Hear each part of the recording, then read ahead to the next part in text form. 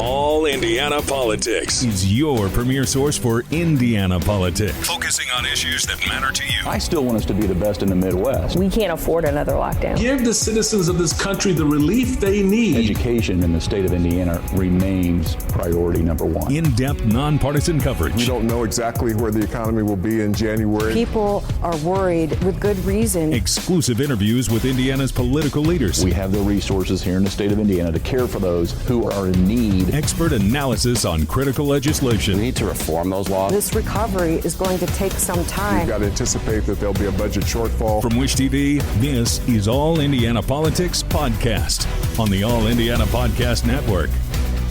Good morning and welcome to another edition of All Indiana Politics as we focus on the situation surrounding the U.S. withdrawal from Afghanistan and the attack on the airport in Kabul.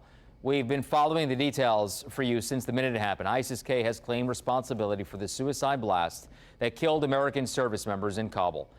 We've been gathering Indiana reaction to what happened and what should happen next. But let's start today with President Biden.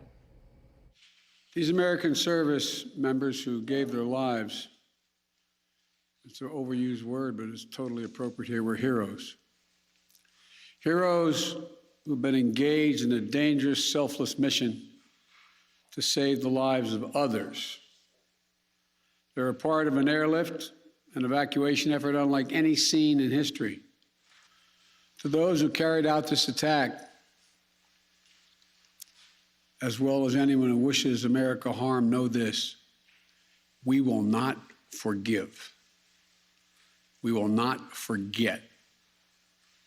We will hunt you down and make you pay.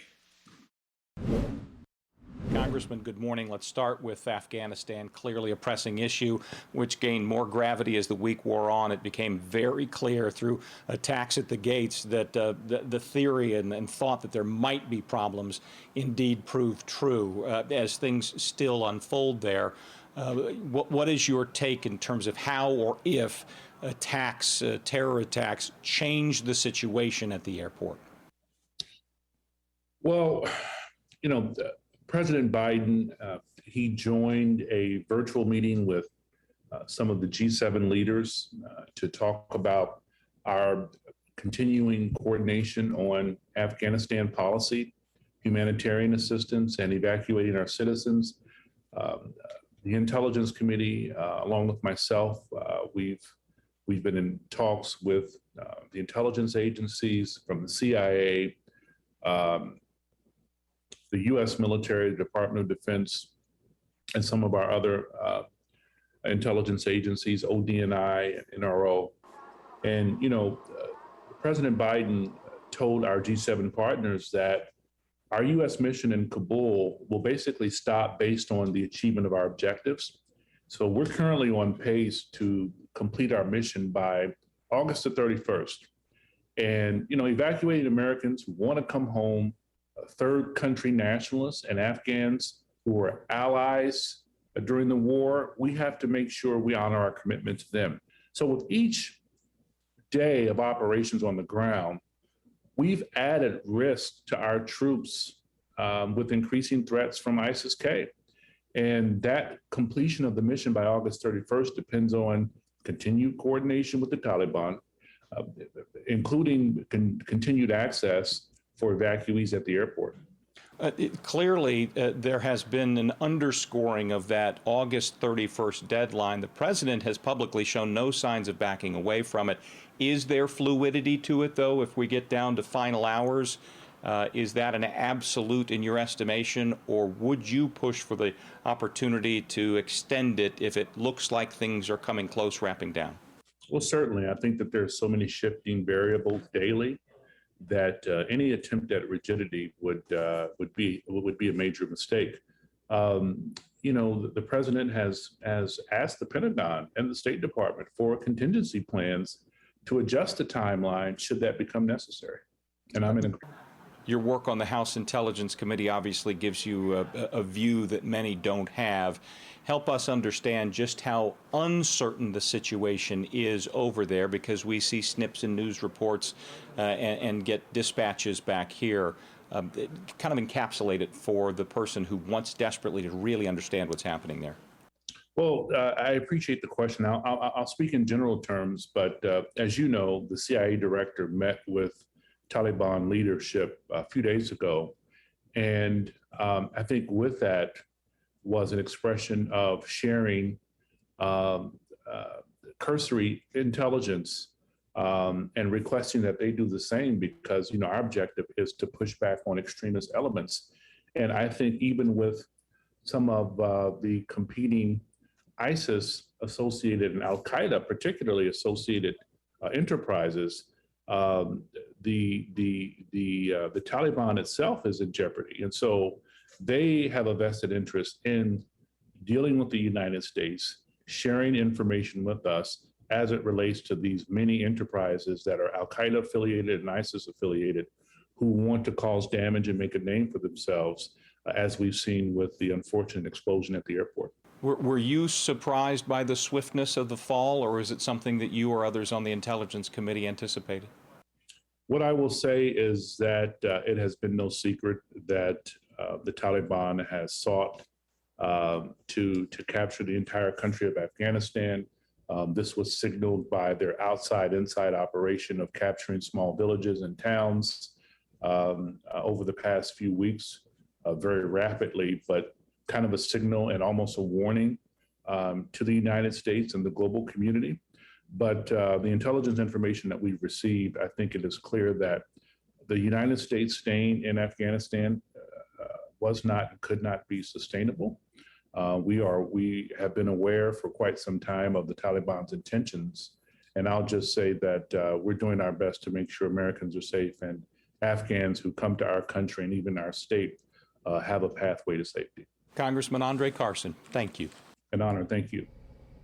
And one other Democrat response, Northwestern Indiana Congressman Frank Mervyn, who says Thursday's attack demonstrates the absolute importance and urgency of ensuring the safety of all Americans and our Afghan allies who remain in the area. Send a force in there sufficient, whatever it takes to convince those adversaries that we intend to come in and get our people. Coming up, Indiana Republicans sound off on the attack in Afghanistan, including calls for the president's resignation. That's next on All Indiana Politics.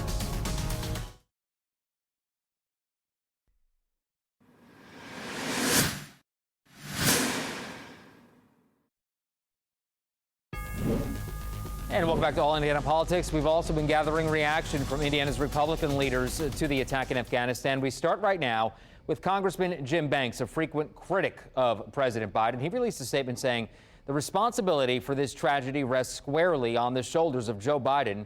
His incompetence means American blood has been shed. This was avoidable and is now unforgivable. To Senator Mike Braun now, he says the attack was, in his words, the result of President Biden's incompetence. He goes on to say our troops and allies in Afghanistan deserve real leadership and a commitment from our commander-in-chief to get all citizens and allies safely out on our terms, not the terms dictated by the Taliban. Let's bring in Congresswoman Jackie Walorski now. Congresswoman, good to see you. You believe the president should resign over what has unfolded in Afghanistan. Explain to the folks at home why you believe that. Oh, this is a disaster. And I know the folks at home are all watching this on TV, like the whole world is watching this on TV. You know, we're watching a president cooperate, ask for mercy, signing agreements and partnerships with the Taliban. I don't think there's an American alive that understands how in the world that we are in this mess. And then we had our troops killed yesterday. They're talking about more explosions and troops killed today. And you know, the heightened alert, getting Americans out, getting our allies out. We are in a disaster. And this whole issue falls at the feet of Joe Biden. And, you know, he's been saying the buck stops with him. And I agree. And I think that's the one thing he said where it's very truthful. And I think, you know, the buck does stop with him. So when we get into a situation where we're having Americans pay the ultimate sacrifice, blood on the ground in a place like Afghanistan, where the Taliban promised protection, this is just, it's crazy. I'm getting calls from my district. I think the American people want to know, how in the world do we get out of this? Well, let me push back here a moment, because what do you say to folks who say, hey, it was President Trump who came up with the plan to get the troops out of Afghanistan in the first place, including President Biden said that yesterday? Well, I would say this, if you're going to compare this to leadership in a football game, Joe Biden's the quarterback and he has the ball, and it's his move. Nobody forced him to take a decision that another president had talked about. Nobody held him in any kind of an extreme situation. Joe Biden made this decision. If he didn't want to sign what another president had, don't sign it. Come up with your own plan. But this obviously was a failed plan, and the American people are watching that. And when we start seeing more bloodshed at the hands of terrorists who we gave weapons to, this is enough. And I think that President Biden needs to leave, resign, put somebody in there that can actually make a plan, get us out of there. He's just created a terror network worldwide that the world has never seen. We will not be safer than we are and were before the president started this operation. And the world won't be safer. We got terrorists and the Taliban and Al-Qaeda and groups that we've never even heard of. They have a new hotbed of which to operate from. Our Indiana politics team also talked with Congressman Jim Baird, who represents Indiana's 4th District. Baird earned a Bronze Star and 2 Purple Hearts serving in Vietnam. He says he wants the president and military to take strong action right now. Whatever it takes, whatever it takes. And I'm not opposed to military response, because you have to understand, you have to understand your adversary. And if you've not been in the military, you've not been in combat, you don't understand it. And so you got to know what your enemy respects, and the thing they respect, unfortunately, is they respect force. Now, do I want to do that kind of thing? Absolutely not. If you'll ask any soldier, probably war ought to be the last resort. But you have to recognize that there are people in this world that do not like this country, and you have to push back.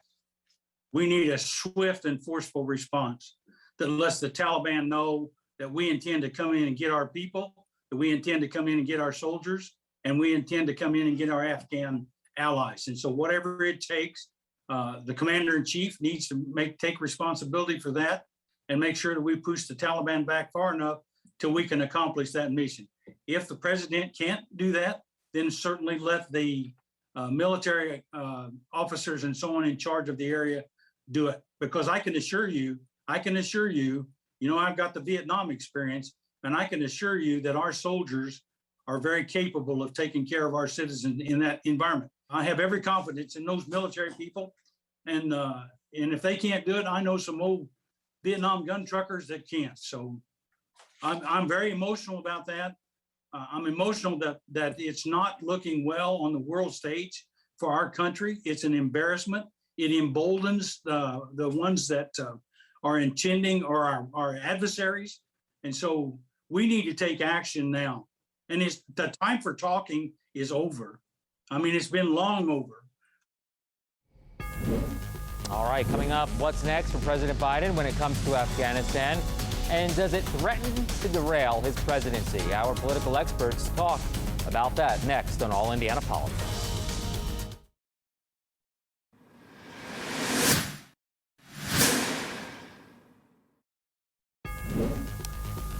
All right, welcome back to All Indiana Politics. As we welcome back Abdul Hakim Shabazz, publisher of IndyPolitics.org, and Drew Anderson, senior advisor to the Indiana Democratic Party. Gentlemen, good to see you.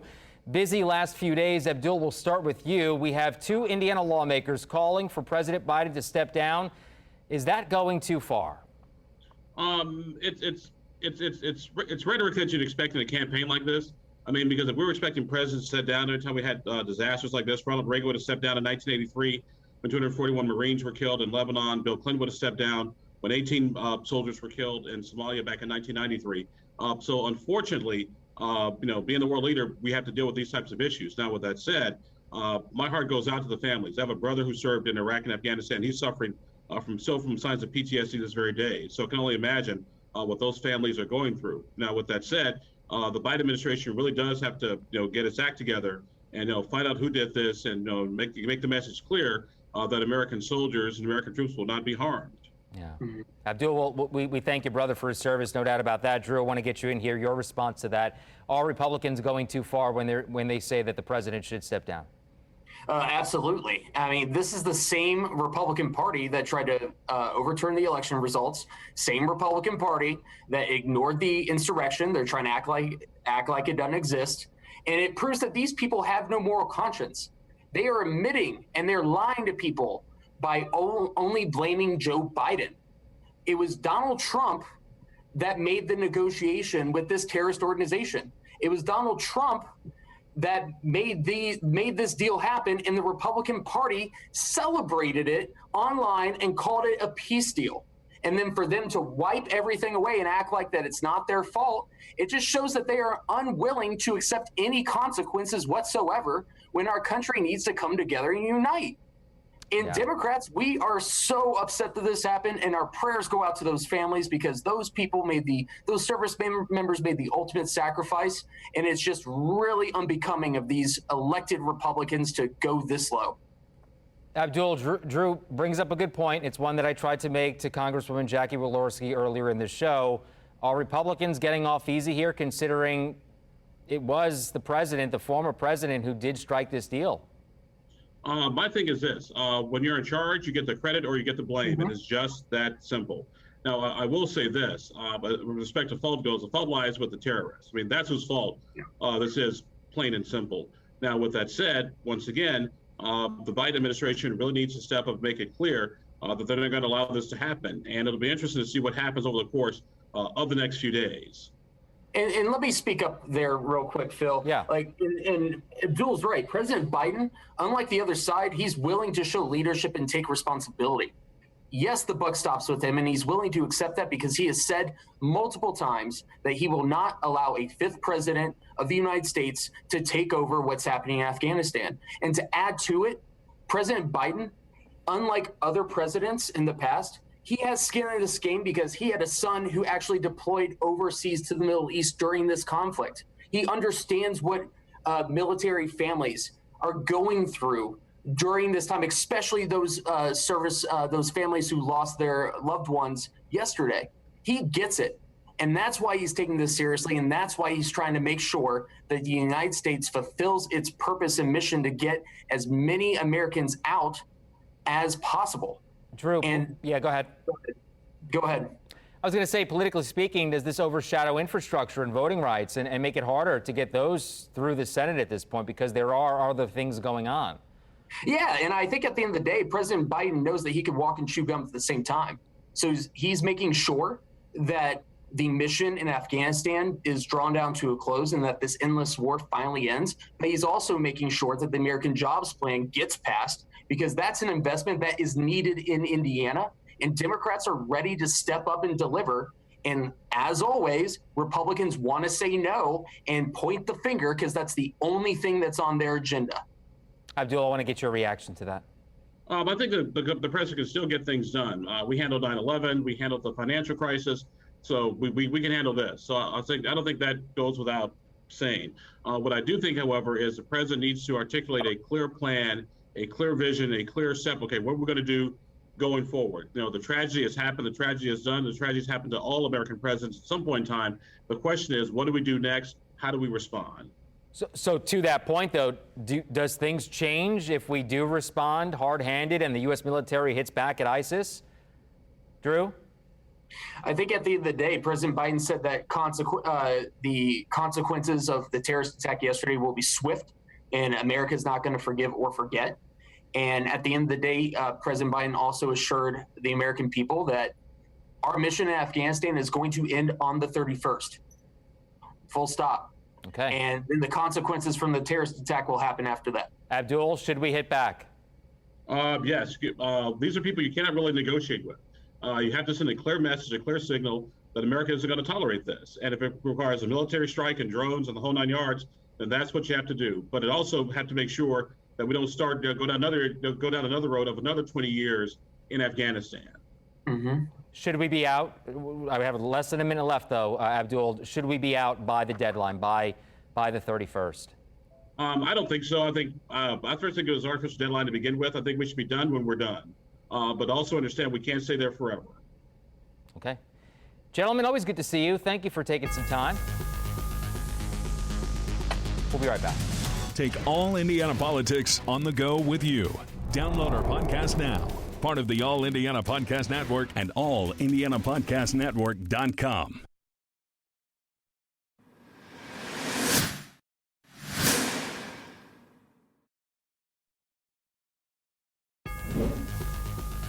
And thank you for joining us for All Indiana Politics on this Sunday. We'll be back here next Sunday morning at 9:30, where we plan to talk about the John Lewis Voting Rights Act and what it could mean for Indiana if it passes. Also, Secretary of State Holly Sullivan is scheduled to join us.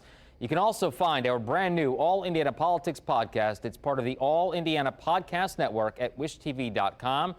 And we leave you today with the flags at half-staff to honor the U.S. military members killed in Afghanistan. Have a great rest of your weekend.